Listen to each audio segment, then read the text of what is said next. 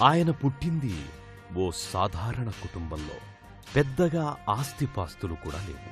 కాని ఆయనలో ఉన్నదల్లా సడలని పట్టుదల, మొక్కవోని కార్యదీక్ష, అచంచలమైన ఆత్మవిశ్వాసం, చెక్కుచెదరని చిత్తశుద్ధి.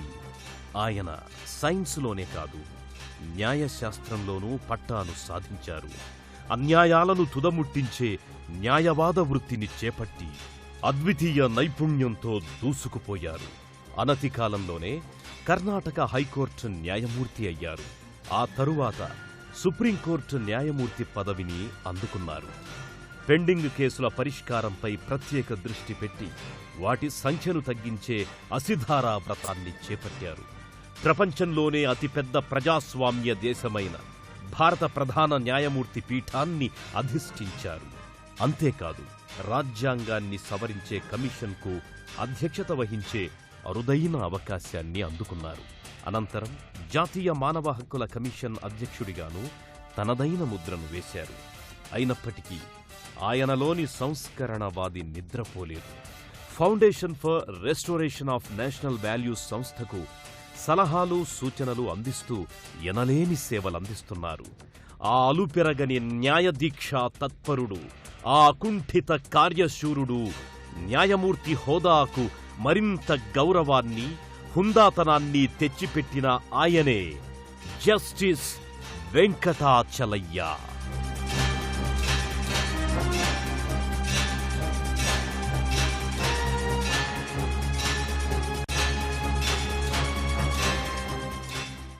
జస్టిస్ వెంకటాచలయ్యగా అందరికీ పరిచితమైన ఆయన పూర్తి పేరు మానేపల్లి నారాయణరావు వెంకటాచలయ్య. 1929లో అక్టోబర్ 25న జన్మించారాయన. వెంకటాచలయ్య పూర్వీకులది మన అనంతపురం జిల్లానే.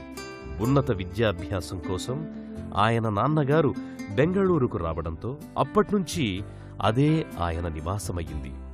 వెంకటాచలయ్య న్యాయవాద వృత్తిని చేపట్టడానికి ఒక రకంగా ఆయన తల్లిగారి తండ్రే కారణమని అనుకోవచ్చు.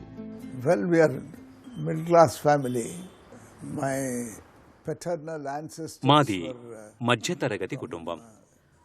మా నాన్న పూర్వీకులది అనంతపురం జిల్లా. మా చిన్నప్పుడు సెలవుల్లో లేపాక్షి గుడిని సందర్శించుకోవడానికి వెళ్లేవాళ్లం. చదువు మీదున్న ఇష్టంతో మా నాన్న బాగా చదువుకున్నారు. ఆ రోజుల్లోనే ఆయన కాలేజీలో తత్వశాస్త్ర అధ్యాపకుడిగా పనిచేశారు. మా అమ్మ వైపు వాళ్ళు బాగా చదువుకున్న వాళ్లే. మా తాతగారు హైకోర్టు న్యాయమూర్తిగా పనిచేసేవారు. బహుశా ఆయన ప్రభావం ప్రేరణతో కావచ్చు, పెళ్ళయ్యాక మా నాన్న లా చదివి ప్రాక్టీసు మొదలుపెట్టారు. మంచి విద్యావేత్తగా, న్యాయవాదిగా పేరు తెచ్చుకున్నారు. దాంతో 1949లో ఆయనకు గవర్నమెంట్ లా కాలేజ్ ప్రిన్సిపాల్గా రమ్మని పిలుపొచ్చింది. ఆ ఉద్యోగానికి వెళ్తుంటే నాన్న స్నేహితులంతా ఆశ్చర్యపోయారు. ఇంత పెద్ద ప్రాక్టీసు వదులుకుని వెళ్తున్నాడేంటి అని. ఆ క్రమంలోనే నేను కూడా కుటుంబ సంప్రదాయాన్ని పాటిస్తూ లాయర్ అయ్యాను.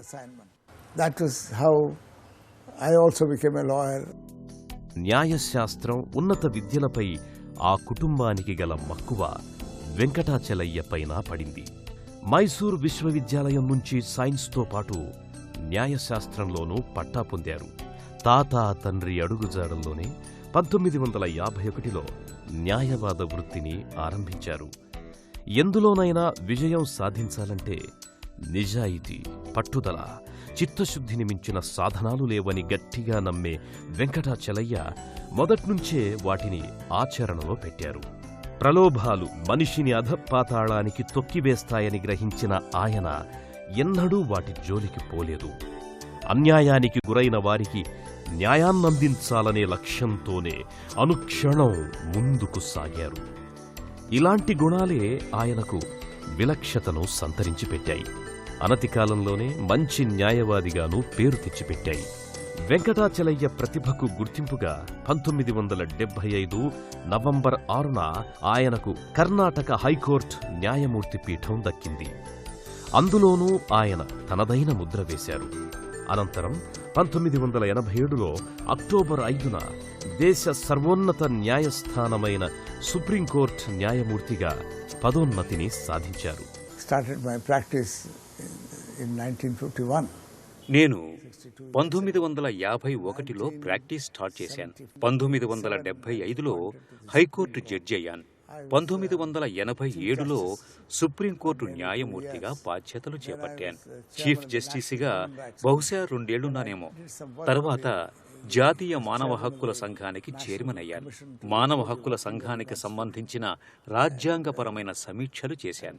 మన దేశ ప్రజాస్వామ్యంలోని ఒడిదుడుకులు, ఇబ్బందులను చూశాను.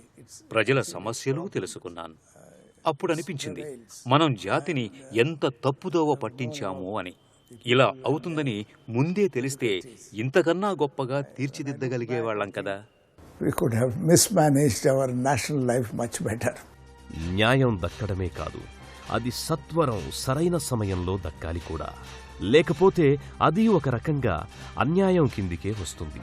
అందుకే సుప్రీంకోర్టు న్యాయమూర్తిగా పనిచేసిన కాలంలో జస్టిస్ వెంకటాచలయ్య పెండింగ్లో ఉన్న కేసుల్ని త్వరగా పరిష్కరించడంపై తీవ్రంగా దృష్టి సారించారు.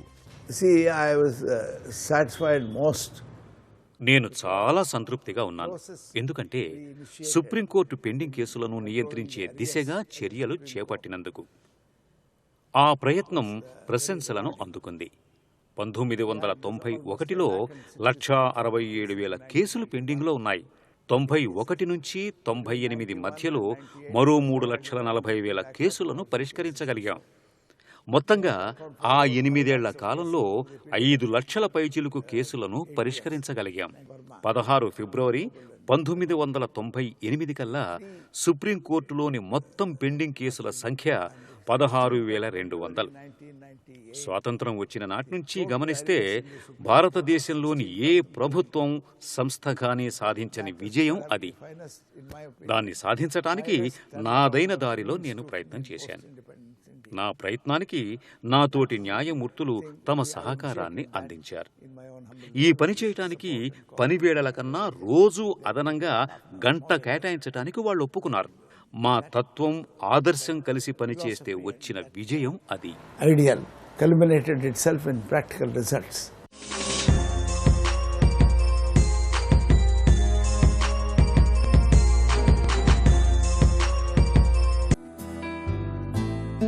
జస్టిస్ వెంకటాచలయ్య 1993లో ఫిబ్రవరి 12న భారత 25వ ప్రధాన న్యాయమూర్తిగా బాధ్యతలు చేపట్టారు. ఈ సమయంలో ఆయన కేవలం న్యాయం అందించడంపైనే కాదు, న్యాయమూర్తుల నియామకాలు, బదిలీలు పారదర్శకంగా జరగడానికి విశేష కృషి చేశారు. న్యాయ వ్యవస్థ ప్రజలకు రక్షణగా నిలవాలని, వారికి జవాబుదారీగా ఉండాలన్నది వెంకటాచలయ్య అభిమతం. భారత ప్రధాన న్యాయమూర్తి పదవి నుంచి 1994లో అక్టోబర్ 24న పదవీ విరమణ తీసుకునే వరకు ఆయన న్యాయ వ్యవస్థను బలోపేతం చేసే దిశగానే పనిచేశారు. ప్రధాన న్యాయమూర్తిగా పదవీ విరమణ తీసుకున్నప్పటికీ వెంకటాచలయ్య అవినీతిపై పోరాటాన్ని మాత్రం ఆపలేదు. మానవ హక్కుల కోసం నినదించడము మానలేదు. 1996-98 వరకు జాతీయ మానవ హక్కుల సంఘం అధ్యక్షుడిగా పనిచేసి తనదైన విశిష్టతను చాటుకున్నారు. రాజ్యాంగం పనితీరును సమీక్షించేందుకు 2000 సంవత్సరంలో నియమించిన జాతీయ కమిషన్కు నేతృత్వం వహించడం ఆయన జీవితంలో మరో మైలురాయి. దేశంలో ప్రజాస్వామ్య వ్యవస్థను అట్టడుగు స్థాయి నుంచి బలోపేతం చేయాల్సిన అవసరముందని బలంగా విశ్వసించే ఆయన ఈ అవకాశాన్ని వృధాగా పోనివ్వలేదు. మన దేశానికి పట్టుగొమ్మలైన గ్రామాలను పరిపుష్టం చేసే లక్ష్యంతో పంచాయతీరాజ్ సంస్థల బలోపేతానికి పలు కీలకమైన ప్రతిపాదనలు చేశారు. వీటిల్లో చాలా వరకు ప్రభుత్వం అంగీకరించింది కూడా. Philosophically, everybody thinks on the same line. తాత్వికంగా ప్రజాస్వామ్యం గురించి అందరూ ఒకే రకంగా ఆలోచిస్తారు. ఎందుకు? దాని మూలాలు బలంగా ఉండాలని. విధాన సభలు, పంచాయతీరాజ్ వ్యవస్థ కూడా బలోపేతం కావాలి. ప్రజాస్వామ్యం మీద అందరికీ నమ్మకం ఉంది, లేకపోతే అది విఫలమయ్యేది. ఈ రోజుకి 60-70% ప్రజలు గ్రామాల్లోనే ఉంటున్నారు. కాబట్టి గ్రామీణ వ్యవస్థను శక్తిమంతం చేయాలి. need to strengthen those institutions if you want to strengthen democracy really. మంత్రివర్గంలోని సభ్యుల సంఖ్య దిగువ సభలోని మొత్తం సభ్యుల సంఖ్యలో 10% కన్నా మించరాదంటూ కమిషన్ అధ్యక్షుడిగా వెంకటాచలయ్య ప్రతిపాదించారు. దీన్ని కొద్దిగా మార్చి 15%గా ప్రస్తుతం అమలు చేస్తున్నారు. 2003లో initiatives of change centre for governance ప్రారంభించేందుకు వెంకటాచలయ్య ఎంతగానో మద్దతునిచ్చారు. ఆయన సేవలకు గుర్తింపుగా 2004లో ప్రభుత్వం పద్మవిభూషణ్ను ఇచ్చి సత్కరించింది. దేశంలో జాతీయ సాంస్కృతిక విలువలను పునరుద్ధరించేందుకు ఏర్పడిన foundation for restoration of national values సంస్థకు వెంకటాచలయ్య ప్రస్తుతం సలహాదారుడిగా పనిచేస్తున్నారు. జస్టిస్ వెంకటాచలయ్య కోర్టులోనే కాదు, నిజ జీవితంలోనూ విలువలకు, నిజాయితీకి అత్యంత ప్రాధాన్యమిస్తారు. తాను ఎంత ఉన్నత స్థానంలో ఉన్నప్పటికీ తోటివారితో, జూనియర్ న్యాయవాదులతో తన అభిప్రాయాలను పంచుకోవడానికి ఎన్నడూ వ్యతిరేకించేవారు కాదు. ఎట్టి పరిస్థితుల్లోనూ హుందాతనాన్ని మరిచేవారు కాదు. అలా ఆయన యువ న్యాయవాదులకు సూచనలు, సలహాలు ఇవ్వడంతో పాటు ఆదర్శమూర్తిగా పేరు తెచ్చుకున్నారు. సమాజంలో సానుకూల మార్పు రావాలంటే మహిళలకు అన్ని రంగాల్లోనూ ప్రాధాన్యం దక్కాలని వెంకటాచలయ్య గట్టిగా వాదిస్తారు. శారీరకంగా స్త్రీలు పురుషుల కన్నా అంత బలవంతులు కాకపోవచ్చు, కానీ మానసికంగా మాత్రం చాలా బలవంతులంటారు ఆయన. చట్టసభల్లో మహిళలకు 33% కోటాను అమలు చేస్తే సమాజంలోని చాలా సమస్యలకు పరిష్కారం లభిస్తుందని, ప్రస్తుత పరిస్థితిలో ఇది సానుకూల మార్పును తీసుకొస్తుందని వెంకటాచలయ్య గట్టిగా నమ్ముతారు. స్త్రీల హక్కులు పురుషుల హక్కులను నిరాకరించేవి కావు అంటారు. మీడియాలోనూ మహిళలను చులకన చేసి చూపించరాదని అభిలషిస్తారు. స్త్రీలను ఎలా చూపిస్తున్నాం అనే దానిపై అవలోకన చేసుకోవాలని, ఇది యువతీ యువకుల మనసులపై గాఢమైన ప్రభావాన్ని చూపిస్తుంది అంటారు. మన దేశంలో నిపుణులైన కార్మికులకు, మానవ వనరులకు కొరత లేదు గాని నాయకత్వమే అసలు సమస్యని పేర్కొంటారు వెంకటాచలయ్య. మన దేశంలో నైపుణ్యాలను వినియోగించుకునే వ్యవస్థ సరిగ్గా లేదని ఆవేదన వ్యక్తం చేస్తారు. 21వ శతాబ్దంలో మిగతా దేశాలతో పాటు మనము ముందుకు సాగాలంటే వీరందరికీ సరైన విద్య, ఆరోగ్యం అందించాలని, లేకపోతే చాలా వెనుకబడిపోయే ప్రమాదముందని హెచ్చరిస్తారు. Last century was a big achiever, but this century, the way the indications are. కిందటి శతాబ్దంలో మనం చాలానే సాధించాం, కానీ ఈ 21వ శతాబ్దంలో ఇప్పటికే 1000 రెట్లు ఎక్కువ అభివృద్ధిని సాధించాం. మనలాంటి అభివృద్ధి చెందుతున్న దేశాలెన్నింటికో ఇది సవాలుగా నిలిచింది. అవకాశాలను ఇచ్చింది, అన్నింటినీ సాధించాం. కానీ మన దేశంలో 4-5 రంగాల్లో అనుకున్నంత పురోగతిని సాధించలేకపోయామనే చెప్పాలి. ఒకటి, మన దేశం ప్రజాస్వామ్య దేశం. ఇది ఇప్పటికీ ప్రశ్నార్థకమే. చక్కటి పాలనా ప్రజాస్వామ్యాన్ని మించింది లేదు. అలాంటి ప్రజాస్వామ్యం మన దేశంలో ఈనాడు ఏ స్థితిలో ఉంది? ఇక రెండోది, దేశంలో సమాన విద్యావకాశాలు అందించటంలో విఫలమయ్యాం. ఇంకో శతాబ్దం గడిచినా కూడా అది సాధ్యం కాదు. It should be to be able to meet the challenges of the 21st century and the next decade itself. ప్రస్తుతం సమాజంలో తలెత్తుతోన్న ఉద్యమాలు చూస్తుంటే పరిపాలనపై సామాన్యులకు నమ్మకం సన్నగిల్లుతోన్న సూచనలు కనిపిస్తున్నాయని, ఈ నమ్మకాన్ని తిరిగి ప్రజల్లో పాదుకొల్పడం ప్రజాస్వామ్య వ్యవస్థలో ఎంతో అత్యావశ్యకం అన్నది వెంకటాచలయ్య అభిప్రాయం.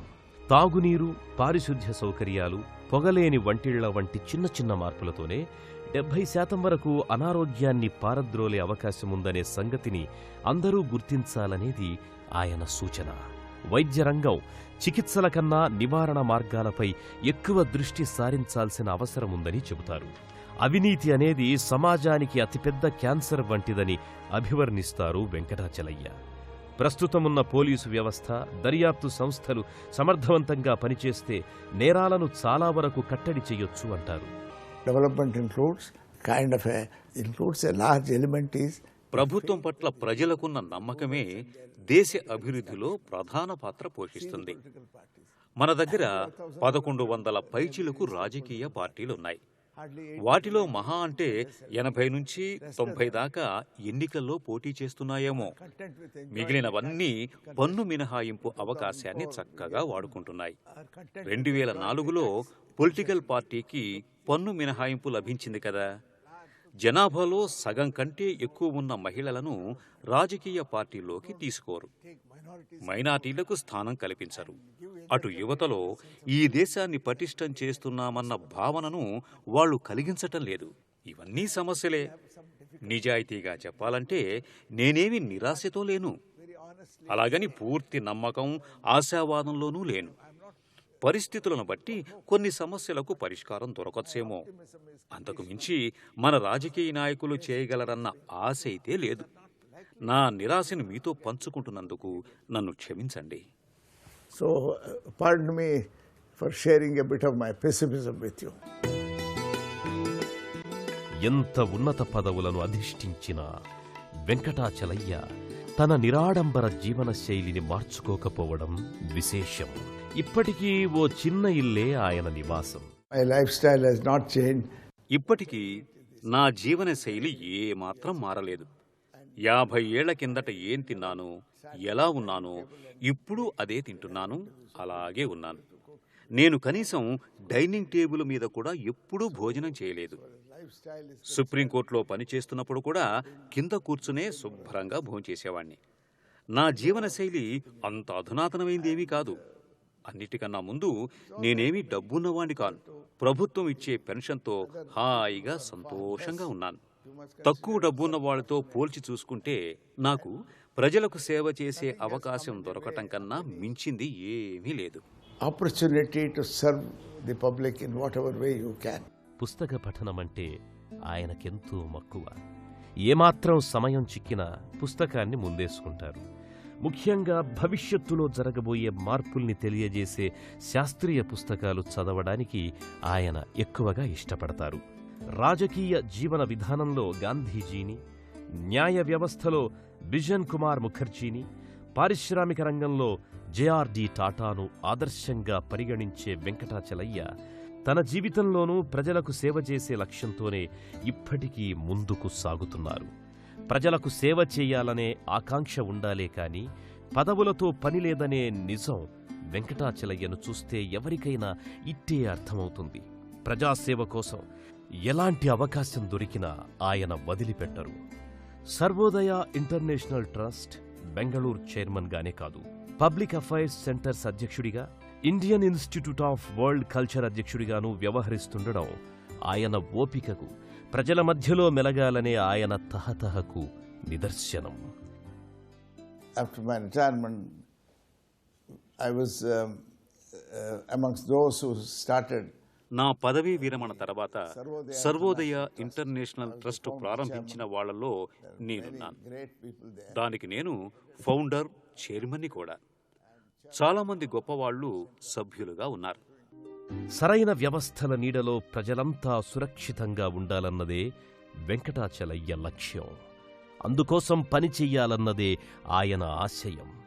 శిక్షల తీవ్రత కాదు, తప్పు చేస్తే తప్పకుండా శిక్ష పడే వాతావరణం నెలకొంటేనే నేరగాళ్లలో భయం ఏర్పడుతుందని, అప్పుడే నేరం చెయ్యడానికి దూరంగా ఉంటారనేది వెంకటాచలయ్య సిద్ధాంతం. మానవ హక్కుల కమిషన్ చైర్మన్గా ఉన్నప్పుడు ఆయన ఈ విషయాన్ని మరవలేదు. తన హయాంలో అధికారుల వేధింపులకు సంబంధించిన 60,000 కేసులకు పైగా పరిష్కరించారంటే ఆయన చిత్తశుద్ధి ఎంత గొప్పదో తెలుస్తుంది. Human rights conditions are dismal. Right to health. మానవ హక్కుల సంఘం ఆరోగ్య హక్కును, ఆశ్రయం పొందే హక్కు లాంటి వాటిని డీల్ చేస్తుంది. ఇప్పుడు మనం ఎక్కడున్నాం? సరైన దారిలో ప్రయాణించటం లేదు. మానవ హక్కుల సంఘం కేవలం ఫిర్యాదులను మాత్రమే పరిష్కరిస్తుంది. విస్తృత పరిధిలో ఇది పనిచేయటం లేదు. ఉదాహరణకు సార్వజనీన ఆరోగ్య సంరక్షణ దీని పరిధిలోకి రాదు. అదృష్టవశాత్తు మనకు మంచి వైద్యపరమైన పాలనా అధికారులు ఉండబట్టి సరిపోయింది. ఆరోగ్యం అనేది ప్రభుత్వేతర వ్యవహారం కాదు, అది ప్రజల వ్యవహారం. నివారణ వైద్యం చాలా ప్రధానమైంది. ప్రజలు జబ్బు పడకుండా ఎలాంటి జాగ్రత్తలు తీసుకోవాలో చెప్పాలి. కానీ మనం ప్రజలు జబ్బు పడేలా చేసి ఈ మందు వాడండి, ఆ మందు వాడండి అంటూ ఆరోగ్యంతో వ్యాపారం చేసుకుంటున్నాం. నివారణ వైద్యం చాలా ముఖ్యమైంది, కానీ అది ఈనాడు చాలా హీనస్థితిలో ఉంది. Preventive health care is the most important thing, and that is in a bad state today. ఈ భూమి ఎంతో అందమైనది. మానవ జీవనం మరింత ఉన్నతమైనది. దానిని భంగపరిచే హక్కు ఎవ్వరికీ లేదు. అలా ప్రవర్తిస్తే ఎవరికైనా శిక్ష పడాల్సిందే. లేకపోతే వ్యవస్థ చిన్న భిన్నమైపోతుంది. ప్రజలకు, సమాజానికి రక్షణ కల్పించే గురుతర బాధ్యతలో న్యాయస్థానాల పాత్ర ఎనలేనిదని నమ్మిన దీక్షాదక్షుడు జస్టిస్ ఎంఎన్ వెంకటాచలయ్య ఎందరికో ఆదర్శప్రాయం.